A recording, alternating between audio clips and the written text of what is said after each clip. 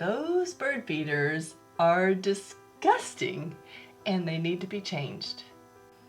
Hey guys, it's TerraCotta. Last week I was looking at our window and I noticed just how shabby our bird feeders have gotten. And so in this video I'm going to be showing how I made 2 new ones and 1 with stained glass windows. So guys, stick around and I will share the process. So I started with a pile of scrapwood that I had just lying around. I made some thumbnail sketches and my mom voted on which one she liked best, and that is the one I measured and sketched out on the wood. And then I moved to my scroll saw. And yes, I cut out every single bit with the scroll saw, including the angles. We'll get to that part in a bit. Now, if you've never used a scroll saw, maybe you don't know just how fine some of these blades are. And this is my largest blade. This is a thick wood blade. It's very good for doing the straight cuts and smaller angles. I have much finer blades, but let's now do some of those straight cuts. And obviously, this has been highly sped up. Otherwise, we would be sitting here all day watching me cut. So we have one more straight cut with a small curve with this wider blade. Then we're going to be doing the inside cuts, and in order to do that, we need to drill some holes. And for each shape that needs to be cut out, I'll drill a hole in the corner because of neatness. And it's in that hole that I drill where I will insert the blade. And by the way, this is a much smaller blade than what I was using earlier because of the tight corners. And now I can cut out the shape. Once my pieces are cut out, it's time to sand them a bit. I do try to use the sander, but in some instances, I do have to sand by hand. So now to make the base. I'm using a molding strip and I'm trying to get the exact measurements of where I can put those angles, because this is a little bit tricky with a scroll saw. So I'm marking the angle points, and then I'm going to turn my scroll saw to a 45-degree angle and hopefully be able to cut with that fine blade at this very high angle. I've never done this before.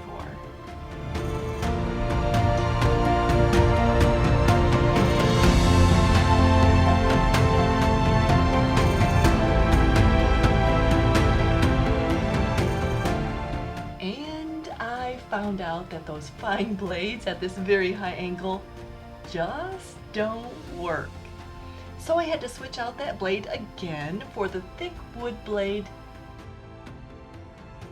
And voila, I got my angles.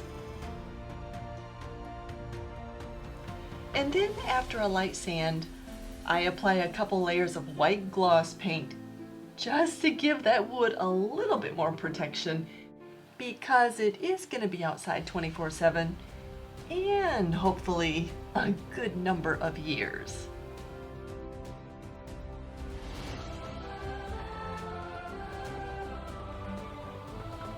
So I let that paint cure overnight. Meanwhile, I started cutting out the plexiglass side windows for the church birdhouse.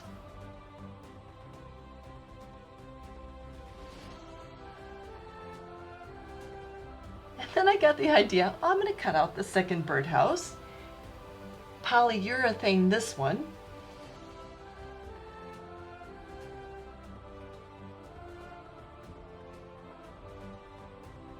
and I will also let this one dry overnight.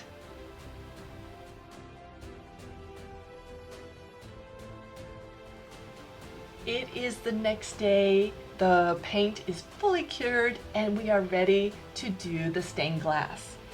Now, to do this stained glass, I was sent some rosin by Hippy Crafter, and they asked me if I wanted to try some of their product. I said, please, the rosin, because I had an idea about how to make a birdhouse really unique.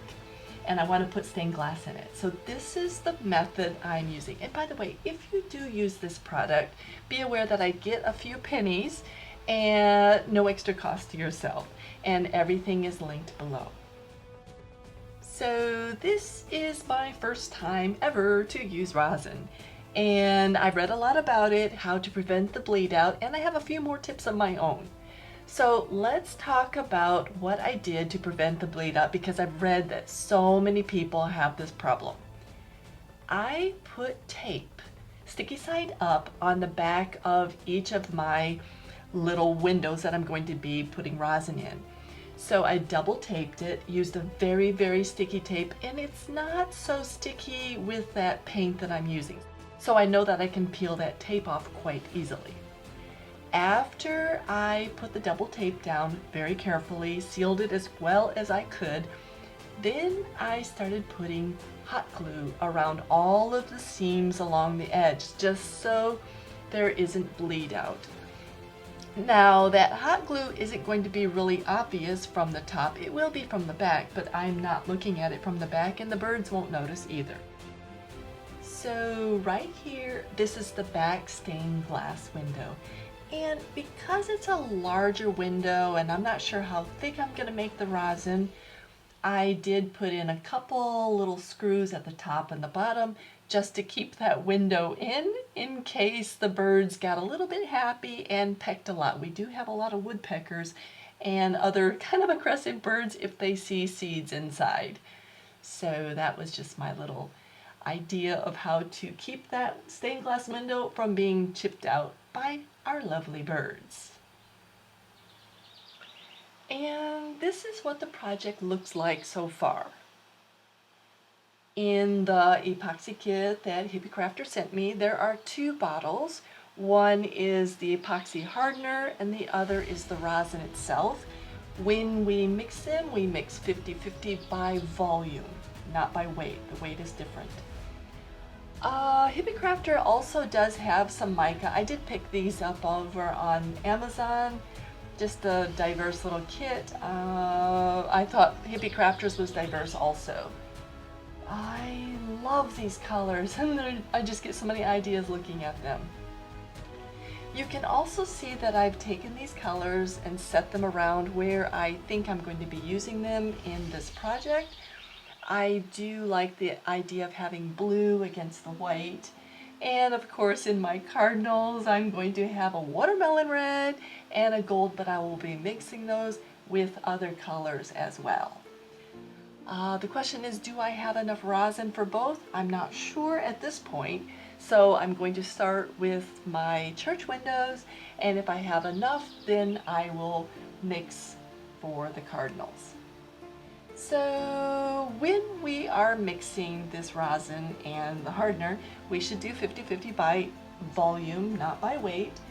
And then you have to mix it up really strongly for 3 minutes, otherwise it is tacky.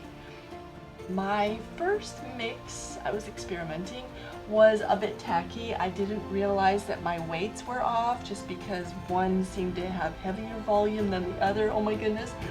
But when I did the second layer on top, it was perfect and it hardened beautifully. I did have little spots on my table where there was tacky little spots from the first time.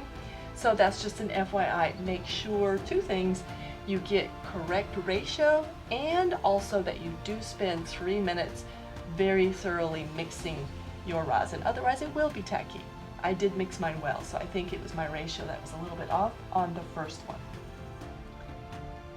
This is my second pour, my second layer, and this layer I decided to go a little bit darker. So I have this very beautiful pearly white and a darker blue. And so I'm going to pour down the blue first, And then in some areas I will pour that pearly white, and I think it's going to be magnificent.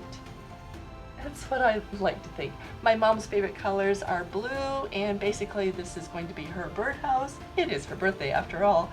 And so yeah, I'm mixing it for her.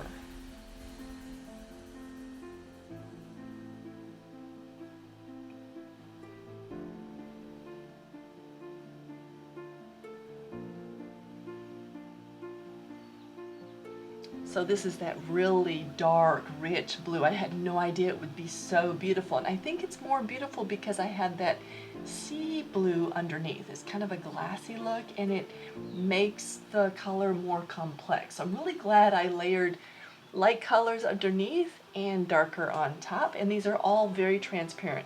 The pearlescent isn't so transparent, but it does glisten when the sun is behind it, after it dries, of course.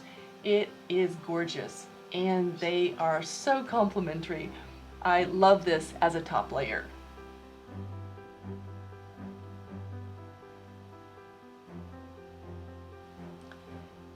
So the resin does have a lot of bubbles from mixing it and mixing it and mixing it. So we are supposed to take a hot air gun or hair dryer or maybe a torch and blow those bubbles out. Well, my hair dryer is what I have. It didn't really get rid of all of the bubbles, so I thought, well, what is left? I don't have too many. What is left, I will see if they will pop in the sun because it's a very, very hot day. I will say that a few more did pop in the sun, but not all of them. So if you are planning this kind of a project, don't count on your bubbles popping in the sun. Again, this is a birdhouse. The birds aren't going to care, and actually along the edge of my little stained glass windows is where those bubbles appear. It doesn't even look bad. It looks kind of cool.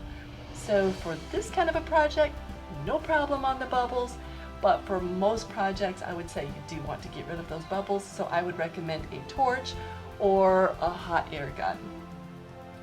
And here's those lovely little cardinals. I did experiment. I don't have enough rosin, so I will have to get some more and finish this project, and then I'll post on that. But I love, love, love those cardinals, and I can't wait to finish them so I can hang them up by the bird feeders. Okay guys, I have both of the feeders cut out and painted and ready to put together. So yeah, let's get started. Tack, tack, tack, bang, bang, bang. We are done. So I have everything put together, and all we have to do now is put in the bird seed. So in one I'm just going to put a mix, and in the other I'll put the black sunflower seeds. That's really a lot of the birds' favorites. So we'll see which feeder gets the first bird and what that first bird is. So you can start making your predictions. What do you think will be the first bird and in which feeder? Dun dun dun dun! And it is the downy woodpecker eating a suet cake, which by the way is one of the most popular little treats on our feeder. The second bird to frequent this place was the female rose-breasted grosbeak, and notice the hummingbird up in the left side, and this is followed quickly by the red-winged blackbird. So my mom is really happy. She got 2 bird feeders on her birthday. She had a lot of bird life. And guys, I hope you thoroughly enjoyed this build too. And if you're looking forward to how these cardinals turn out, stick around because I'll be posting on that really soon.